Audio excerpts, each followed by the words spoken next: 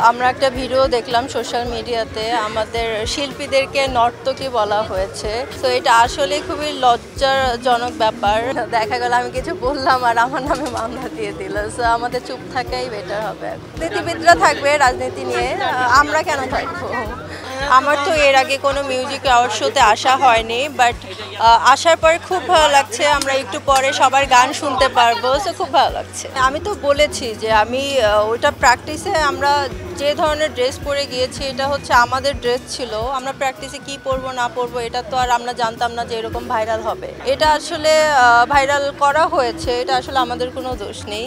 আর ড্রেসের ব্যাপারে এটা এখন একটা অ্যাওয়ার্ড প্রোগ্রামে আসলে আপনি গাউন পরবেন অথবা শাড়ি পরবেন, এটা হচ্ছে আপনার কিছু একটা তো পরতে হবে। সো আমি শাড়ি সিলেক্ট করেছি, দ্যাটস ওয়াই। আর আজকে তো এই টাইপের ড্রেস পরে আসলাম, গাউন।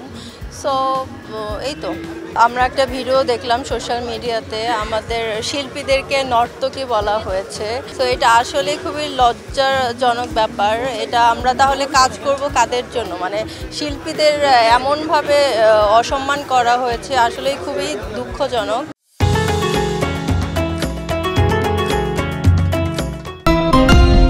আমরাও ভয় পাচ্ছি, কারণ আমরা তো ওইভাবে এখন মানে কাজ করব বা কিছু একটা বলবো, দেখা গেল এখন কিছুই বলা যাচ্ছে না। মানে কোন ধরনের কাজ করবেন সেটাও তো কিছু করা যাচ্ছে না। তো এটা আসলেই আমরা চাই শান্তি, কারণ আমরা একটা সাধারণ জনগণ হিসেবে আমরা শান্তিটাই চাচ্ছি।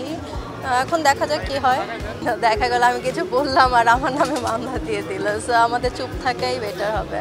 আমি তো বিজ্ঞাপন করছি, নাটক করছি, আর ফটোশ্যুট যেহেতু আমাদের সামনে ঈদ, সো ঈদে হচ্ছে আমাদের মডেলদের বেশিরভাগ হচ্ছে ড্রেসের শ্যুটগুলো থাকে, জুয়েলারি শ্যুট থাকে, সো এগুলো নিয়ে ব্যস্ত। এটা আমার মানহানি হয়েছে এজন্য, কারণ এটা সে আমাদের খেলা শেষ হয়েছে কিন্তু অনেক দিন আগে। খেলা শেষ হওয়ার পরে কেন সে লিগ্যাল নোটিশটা দিয়েছে, এটা আসলে এসেছে ভাইরাল হওয়ার জন্যই। আপনারাও সবাই এখন তাকে চিনলেন। এটা কিন্তু যখন খেলা শেষ হয়ে গিয়েছিল তখন কিন্তু ওই টপিকটা ওখানেই শেষ হয়ে যেতে পারতো, বাট তার জন্য কিন্তু আবার নতুন করে এই টপিকটা আসছে। সো এতে করে আমার মানহানি হয়েছে, আমি মানহানির মামলা করব, 100 কোটি টাকার মানহানির মামলা করব। আর্টিস্টদের আসলে কাজ নিয়ে থাকাই বেটার, কারণ সিচুয়েশন তো দেখছেন আপনারা। আমাদের মতে আর্টিস্টদের শুধু কাজ নিয়ে থাকবে, বিজনেস করবে, এই তো। বাট রাজনীতি আসলেই খুব খারাপ জিনিস। রাজনীতিবিদরা থাকবে রাজনীতি নিয়ে, আমরা কেন থাকবো? এর আগে দেশে থাকা হয়নি, এজন্য কোনো প্রোগ্রামে অ্যাটেন্ড করা হয়নি। যখন প্রোগ্রামগুলো হতো আমি বিদেশে থেকে দেখতাম, তখন আমার মনে হতো যে আমি যদি বাংলাদেশে থাকতাম তাহলে আমি যেতে পারতাম। তো এইবার ঈদের কারণে আমার দেশের বাইরে যাওয়া হয়নি। তো যতগুলো প্রোগ্রাম আছে সবগুলো অ্যাটেন্ড করা হয়েছে, এজন্য সবাই আমাকে দেখেছে।